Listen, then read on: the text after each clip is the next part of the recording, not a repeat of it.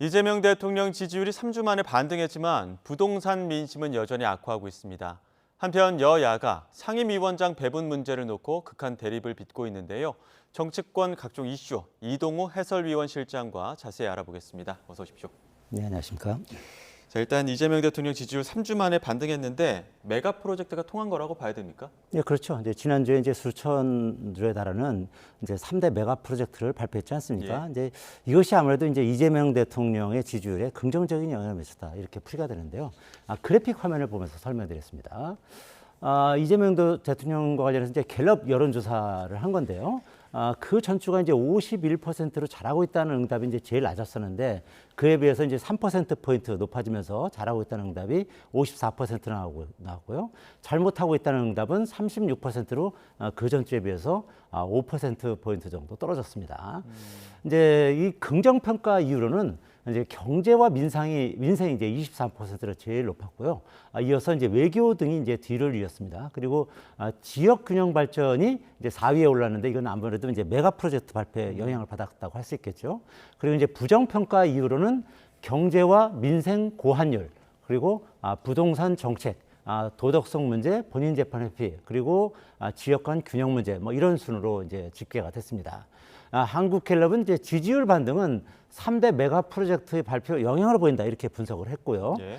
대규모 호남권 반도체 공장 시설을 이제 필두로 해서 권역별 주력 사업 육성안에 따라서 혜택을 보는 지역이 이제 많다 보니까 그 지역에서 지지율이 올라간 것이다 이렇게 풀이를 했고요. 참고로 이제 정당 지지도도 보면요. 더불어민주당이 41%고 국민의힘은 26%를 기록했습니다.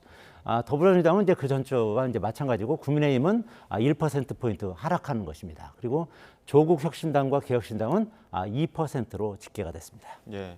이재명 대통령은 이거 메가 프로젝트가 지지율 관리 위한 정치적 수단 아니다 이렇게 선을 긋긴 했는데 반면에 야권에서는 역대급 위선이다, 전당대회용이다 이렇게 비판 소리를 높이고 있더라고요. 그렇죠. 근데 이재명 대통령은 이제 이번에 메가 프로젝트 발표한 것이 무슨 전당대회를 위한 것이나 무슨 아니면 이제 지지율을 제고하기 위해서 한 것이 전혀 아니다 이렇게 선을 긋고 있거든요. 예.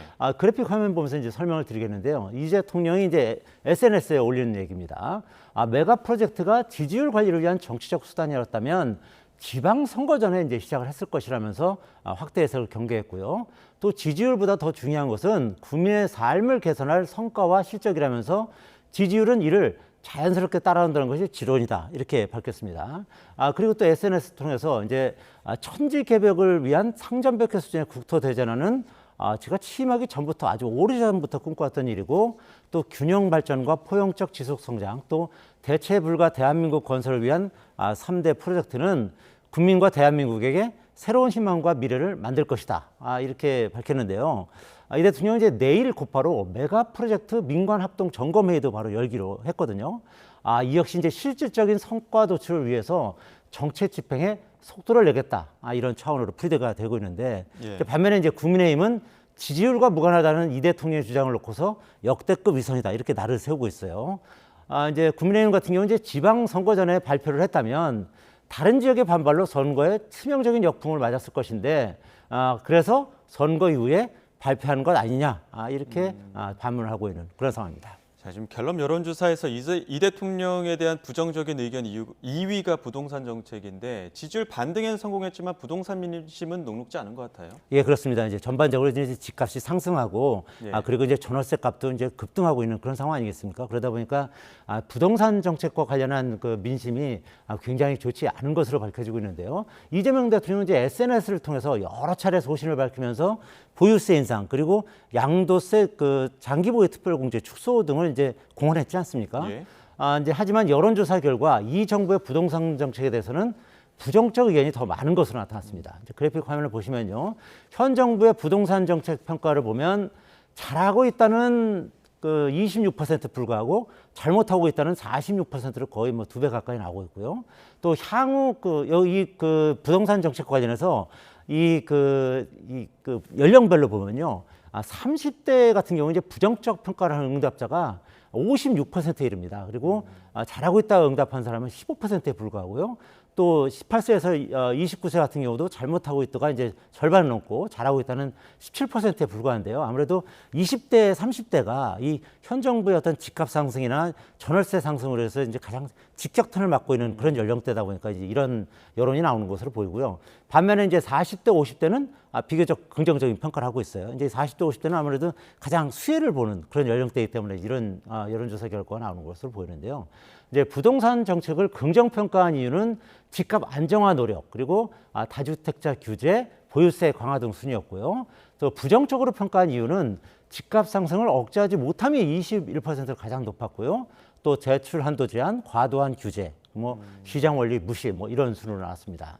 지난 3월 같은 조사를 할 때 긍정평가 비율은 51%였거든요. 예. 그러니까 그 사이에 그 2013년 2월 이후에는 가장 높았었는 건데 4개월 만에 이제 지금 부정평가가 지금 이 정도 나왔다는 거는 이제 거의 부정평가가 거의 한 2배 가까이 높게 나온 거거든요. 그러니까 예. 또 향후 1년 집값 전망에 관한 질문에도 55%가 이제 집값 상승을 전망했고 14%만이 이제 내릴 것이라고 전망했어요. 그리고 전월세 등 이제 주택 임대료 전망 같은 경우도 상승 예상이 65%, 하락 예상은 8%에 그친 것입니다. 예, 각 당 당내 상황도 한번 보겠습니다. 지금 여당 전당대회 다음 달로 다가왔는데 치열한 3파전이 예상되죠? 예, 그렇습니다. 이제 아시다시피 김민석 전 총리 그리고 정청래 전 대표, 송영길 전 대표가 이제 아주 치열한 3파전을 벌이고 있는데 아직 공식적으로 이렇게 출마 선언을 한 사람은 없어요. 하지만 이제 김민석 전 총리 같은 경우는 내일 5.18 묘지 참배 뒤에 군 공항에서 이제 출마를 선언할 것으로 보이고요. 정청래 전 대표 같은 경우는 이제 전남 신안에 이제 김대중 전 대통령 생가를 방문하는 등 이제 연일 이제 최대 표밭이라고 할 수 있는 호남 민심에 이제 구애를 하고 있고요. 또 다크호스인 송영길 전 대표도 청년층을 이제 공략하는 등 의원 확장 행보를 보이고 있거든요. 지난 금요일에 이제 더불어민주당 이제 후반기 국회 대비 이제 워크숍이 있었는데요. 예. 당권주자 3명이 이제 한 테이블에 앉아서 이제 화기애애한 분위기를 연출하기도 했어요. 하지만 이제 장외에서는 신경전이 상당히 팽팽한 상황인데요. 특히 이제 보안 수사권, 검찰의 보안 수사권 폐지를 놓고 공방이 상당히 치열합니다. 그래픽 보면서 이제 설명을 드리겠는데요. 먼저 이제 김민석 전 총리 같은 경우는 보안 수사권 폐지 문제는 지난 5월에 처리됐으면 좋았을 것이다. 다양한 경로로 당연히 그 같은 입장을 전달했다. 이렇게 얘기를 한 반면에 정청래 전 대표는 정부가 법을 제출했으면 됐는데 지금도 제출이 안 됐다. 5월 처리는 그런 거는 기억이 없다. 이렇게 이제 그걸 반박하고 있고요. 또 송영길 전 대표 같은 경우는 이제 전당대회를 앞두고 정부를 상대로 그 일을 쟁점하는 것은 바람직하지 않다. 이렇게 정청래 전 대표를 이제 어떻게 보면 겨냥을 하고 있는 그런 상황이거든요. 이제 친명계인 김민석 또 송영길 후보 거기에다가 친청계인 정청래 후보 간의 그야말로 이제 명청대전이 이제 점점 달아오는 그런 상황인데요. 이제 차기 당대표 같은 경우는 2028년 총선에 공천권을 쥐게 되거든요. 그래서 네. 이제 상당히 이제 양보할 수 없는 그런 혈전이 불가피한 상황인데 여기에 또 아시다시피 이제 유시민 전 노무현재단 이사장이 사실상 어떻게 보면 이제 이재명 대통령을 비판하면서 정청래 전 대표를 이제 엄호하는 듯한 그런 행보를 보이고 있기 때문에 선거전은 이제 더욱 치열해질 것으로 이렇게 예상이 됩니다. 국민의힘도 녹록진 않은 상황입니다. 징계 내전 앞두고 있는데 당장 이번 주에 국민의힘 윤리위 재개된다고 하는데 무더기 징계 가능한 겁니까? 글쎄 전반적으로 정계에서는 무더기 징계는 사실상 쉽지 않다 이렇게 보는 시각이 많습니다. 우선 징계 대상으로 이제 무소속 한동훈 의원을 지원한 친한계 의원들하고요. 또 장동혁 사퇴를 요구한 개혁파 의원들이 이제 대상으로 보이고 있는데요. 예. 이제 국민의힘 윤리위에는 이제 친한계 징계 요청서가 많게는 이제 수백 건이 접수됐다고 해요. 하지만 이제 무더기 징계를 할 경우에 가뜩이나 이제 리더십 실종 사태라고 할 수 있는 장동혁 대표가 이제 스스로 위기를 자초할 가능성이 꽤 높아 보이는 상황이거든요. 게다가 이제 정정식 원내대표는 물론이고요. 나경원 의원 등 이제 당 중진들도 대부분 부정적인 의견을 이제 피력하고 있는 상황이거든요. 또 친한계에서는 징계를 두려워하는 사람도 없고 징계를 훈장으로 생각까지 한다. 이렇게 이제 큰 소리를 치고 있는 그런 상황입니다. 한동훈 무소속 의원도 이제 강력하게 이제 반발하고 있는 상황인데요. 이제 한 의원 같은 경우는 이제 이 막무가내 징계가 이제 모든 문제를 덮어버리고 있다. 그리고 또 이 징계가 당권파를 연명하기 위한 비밀 언덕으로 이제 지금 작용하고 있다. 그래서 이런 괴기스러운 상황이다. 이렇게 이제 직격하고 있고요. 만약에 당권파들이 물러나게 되면 현재 지지부진한 이제 국민의힘 당 지지율이 10%는 올 것이다. 이렇게 지적하고 있는 상황입니다. 네. 또 한편 그 차기 대권 주자 적합도 묻는 조사가 있었는데 한동훈 무소속 의원이 1위한 결과가 나왔다고요? 예, 그렇습니다. 이제 이게 이제 상위에 있는 저 후보들이 다 이제 오차 범위 내 지지율인데 그 중에 이제 그래픽 화면 보면서 이제 설명을 드리겠습니다만 리서치뷰라는 이제 여론조사 회사가 이거는 이제 ARS 방식으로 이제 적합도를 묻는 차기 대권 주자 적합도를 묻는 이제 조사를 벌인 건데요. 이제 화면을 보시다시피 한동훈 의원이 이제 15%로 1위를 달렸고요. 그다음에 오세훈 서울시장 13.9% 2위, 장동혁 국민의힘 대표 13.5% 그리고 김민석 전 총리 13.3%로 이제 1위에서 4위가 오차 범위 내 이제 접전을 벌이는 것으로 나타났는데요. 이어서 이제 조국 전 조국혁신당 대표, 그다음에 강훈식 대통령 비서실장, 그리고 정청래 전 민주당 대표, 그다음에 추미애 경기지사, 뭐 이준석, 유승민 뭐 이런 순으로 나왔습니다. 또 이념 성향별로 보면은요, 진보층에서는 이제 김민석, 조국, 강훈식, 정청래 순으로 나왔고요. 이념 성향 보수층에서 보면 장동혁, 오세훈, 한동훈 순으로 나왔고, 이제 중도층이 중요한데 이제 이념 성향 중도층을 보면 한동훈, 오세훈, 김민석, 강훈식 이런 순으로 나타났습니다. 이제 선거에서 가장 중요한 것이 이제 중수청이라고 하죠. 이제 중도 수도권 청년 뭐 이런 걸 얘기하는데요. 그 중에서 이제 중도가 이제 그만큼 선거에서 이제 큰 영향을 발휘한다는 것인데 예. 이제 이 중도층에서 어떤 사람이 이제 표심을 잡고 있느냐 이것이 이제 굉장히 이제 중요한 그런 영향이라고 볼 수 있겠는데 민주당 쪽에서는 이제 김민석 전 총리가 이제 좀 유리한 거고요.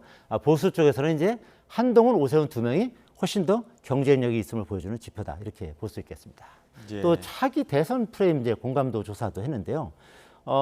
이제 민주당이 재집권해야 된다는 42.1%고 야당으로 정권을 교체해야 된다가 48.7%로 정권 교체론이 이제 재집권보다 6.6% 포인트 높았거든요. 이제 무응답은 9.2%였고요. 이제 앞서서 제가 이제 부동산 관련해서 현 정부에 대한 그 정책에 대해서 네. 반감이 좀 있다 이런 말씀드렸지 않습니까? 그러니까 문재인 정부도 정권 막판까지도 그 정권 지지율 한 40% 전후를 기록했거든요. 예. 그럼에도 불구하고 결국 악화한 부동산 민심 때문에 이제 정권 교체를 당한 적이 있지 않습니까? 그렇기 때문에 현 정부도 이 부동산 관련 문제는 민심의 향방을 잘 지켜보면서 신중하게 접근해야 한다는 점을 보여주는 그런 대목이다 할 수 있겠습니다. 또 이런 가운데 민주당이 국회 원구성 주도하면서 국민의힘이 그 국회 일정 전면 보이콧 카드 꺼내 들었는데 이미 2년 전에 한번 꺼내 들었다 철회하지 않았습니까? 네, 그때도 이제 그런 적이 있는데 결국은 뭐 이번에도 역시 이제 시간 문제다 이렇게 저는 보고 있는데요. 민주당은 이제 11개 상임위를 갖고 또 7개 상임위는 이제 비워둔 상태에서 예. 이제 국민의힘이 이제 들어오기를 이제 기다리고 있는 상황인데 국민의힘은 이제 민주당이 법사위를 차지하고 또 입법 독주를 하려고 이제 한다면서 이제 그런 이제 나름대로 이제 전략을 쓰면서 이제 대치를 하고 있는 그런 상황인데요. 결국은 이제 아까 말씀드렸듯이 이제 시간이 해결해 줄 것이다. 이제 지난번에도 그랬듯이요.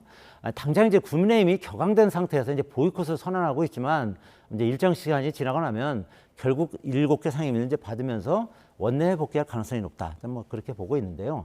다만 이제 민주당이 7개 상임위까지 보면서 전 상임위를 다 가져갈 것이냐 이거는 좀 그럴 가능성은 높지 않다 이렇게 봅니다. 이제 여론의 역풍을 맞이할 가능성이 크기 때문이죠. 지난 2021년에도 민주당이 이제 다수당이기 때문에 전 상임위원장을 다 독식한 적이 있었거든요. 근데 바로 다음에 있었던 서울 부산시장 보궐선거에서 참패를 했었고요.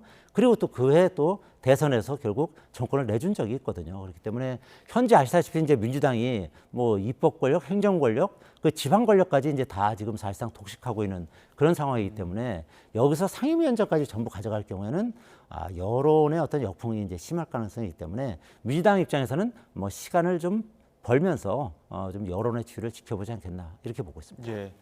자, 마지막으로 이재명 대통령이 국민의힘 중진 의원들에게 골프 회동 제안했다라는 이야기가 나왔었는데 이 야권 일각에서는 진정성을 의심하는 목소리가 많은 것 같더라고요. 근데 아무래도 이제 이재명 대통령이 야권에 이제 그런 그 제안을 했다는 것은 진정성을 가지고 뭐 제안을 했다고 봐야겠죠. 근데 다만 이제 현재 여야가 상임위원장 배분 등을 놓고 이제 첨예하게 대립하고 있는 상황이기 때문에 성사되기는 어려운 환경이다. 이런 것은 뭐 엄연한 현실이라고 할 수 있겠죠.